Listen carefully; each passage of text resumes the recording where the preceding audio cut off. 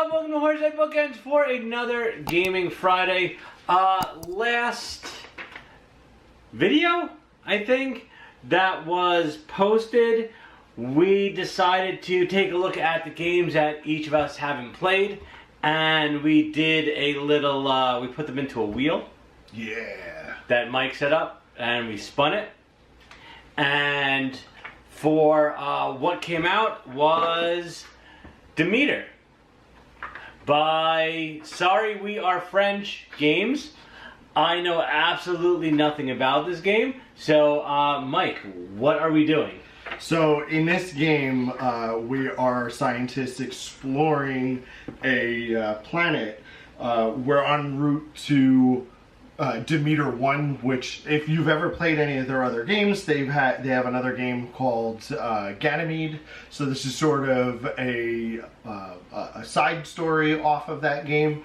And so this is a flip and write game where we are exploring that environment, this planet, which is covered in all sorts of ancient reptilian dinosaur-looking things. So it's a really great game. I really enjoy it. It's 13 rounds. We're going to be flipping some cards, exploring some dinosaurs, and figuring out who the best scientist is. All right, cool. We have it set up. Let's check it out. This is a little track up here. There's going to be 4 different objectives. These are sort of scientific breakthroughs, if you will. And then we have our player sheet. So I'll hold this up here. So there's all different types of species of dinosaurs at the bottom. At the start of the game, we're going to get to fill in 1 dinosaur part for free. It may end up being an entire dinosaur. As you can see, the Gallimimus only takes 1 symbol to fill in. Ones like the Triceratops, you need 2 separate symbols in order to complete the dinosaur. Those are mostly going to be found on the backs of all these cards. So what do these cards do? Every round, we're going to flip over 1 card from every single stack. And then simultaneously, everybody chooses a single card to use. So you could all use the same card if you want, but they all do something different. Whereas this one gives you one or the other of this type of dinosaur symbol. This one gives you extra scientists, and I'll show you where all those go. So, when you select a card, the first thing you're going to do is outline the box in the side here of the color card that you took, because you're only allowed to ever do the blue action 4 times. 4 times. Okay. You get the action of the card itself, plus whatever bonus is in the square that you also highlighted. Dinosaur parts are used on your dinosaur here. Scientists get placed down here. However, scientists can't explore past the observation posts. Observation posts are drawn with these red rectangles here, and you get bonus ones when you take red actions. As you see, like, most of the actions end up crossing over, so you get like sort of bonuses off of the top of other things that you do. So when you get a observation post, like the second one you get 2, so let's say you got 3 of them, you could spend 1 here and 2 here, going from bottom to top. As soon as you do that, once this one's done, it opens this to be able to hire scientists into. Do you have to from going there to there, do you have to have these scientists in place? That's the next thing I was going to say. You could pre-build all of your observation posts before you start filling out scientists, but you cannot fill out scientists without doing the observation posts. As soon as you fill in a section, you get the bonus that's over the top. You know, kind of standard type thing. If you finish all 3 dinosaurs, or all the dinosaurs of a specific species, if you're the first person to do it, get the bonus points, flip it over, write the number in, next person gets less, kind of standard. These lines here, these are researching.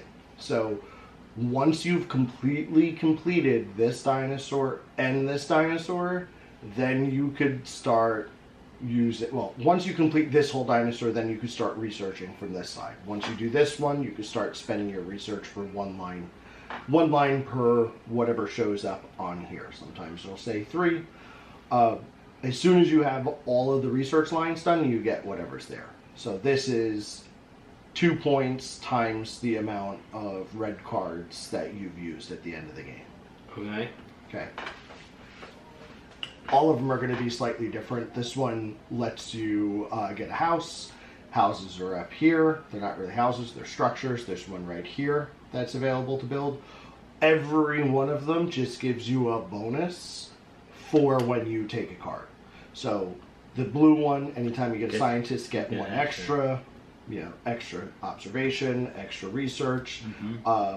This one is for the actual research track. I don't remember. I guess that's like studying. This is the research track. You always start down here.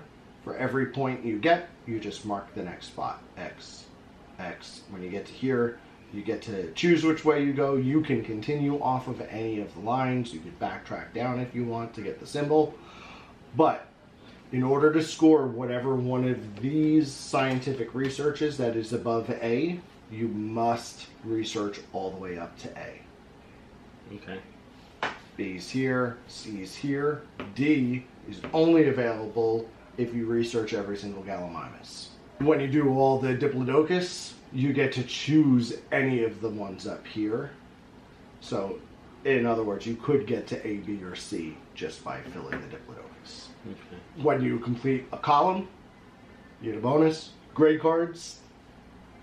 The bonus of the gray card is one single action of any of the other colors. So either one research, one study, one animal part. What is the Blackfoot? Blackfoot. Okay, good. So Blackfoot is a wild. Okay. You spend it on anything. So I assume there's 3 different symbols. Correct. There's 3 different symbols. Black can be used on anything. As soon as you get your rover, you could convert one item to a black to use as a wild. Okay, so what I'm going to do is I'm taking this and getting 3. Yup. I'm going to do 1, 2, 3. Yup. I do this. Yup. Now that gets me... You don't have to fill in the box, but it's just a one time though. So like even if you, let's say you use the blue one 3 times already, yeah, you wouldn't get this bonus for this. Every time you use this, it's either one scientist, one research. Oh, you get 1 scientist, 1 research, 1 arrow, 1. It's one, thing. Only one. I'm using 1 arrow. Nice. So you got 3 points already for that. Yeah. Oh, you got to get the other. I gotta get the other one. Side. Now, do we fill this in? I normally do, just so that I remember that I did it. Okay. Otherwise, sometimes I'll be like, wait, okay, did I do that? Did I not do that? Okay. All right, that's the round. Then you flip the next card.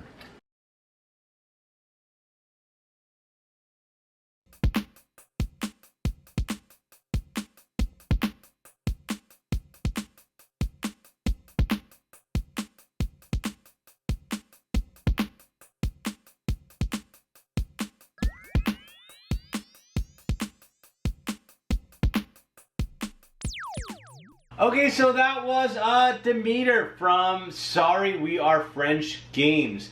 I did really enjoy it. I actually wound up beating Mike 55 to 42. It was pretty close. I just think just the way the game is laid out, I feel that your strategy is going to be predetermined. If you know what you're doing and you play to win, I feel that your strategy is always going to be predetermined. Yeah. I think this would be an excellent solo game where you can keep playing and playing and playing for the best score.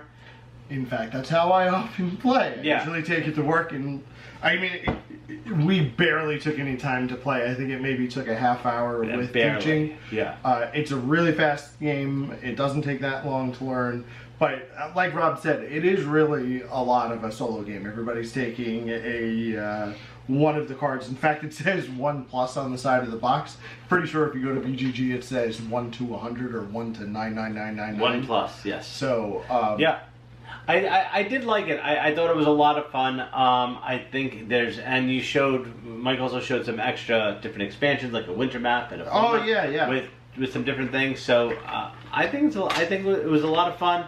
I think it would be more suited for solo than multiplayer game, but it was really cool, and I definitely play it again for a quick flip and write. Yeah, for sure. Yeah. Next game we're playing, we're gonna spin the wheel, and we're gonna see what comes up. We don't have a screen capture program at the moment, so Mike's just gonna hold it up for the camera, and we're gonna see. No, I got a screen recorder running, so we're gonna do both. All right, so we're gonna hopefully I can add this into the video. So you can't really see. You can't really see it, but spinny do. We're gonna flip it this way, and you'll just have to wonder. Oh, we're on Burn Cycle. So Chip Theory. Next game we're gonna play in this series is gonna be Burn Cycle. One thing that we did realize is that some of these games would play way better at like 3-4 players. So Burn Cycle's would be good for 2, right? Yes, I've played Burn Cycle solo. I think it kind of works at any player count, really. But we're going to do Burn Cycle next time, so I'm super excited to play that one too.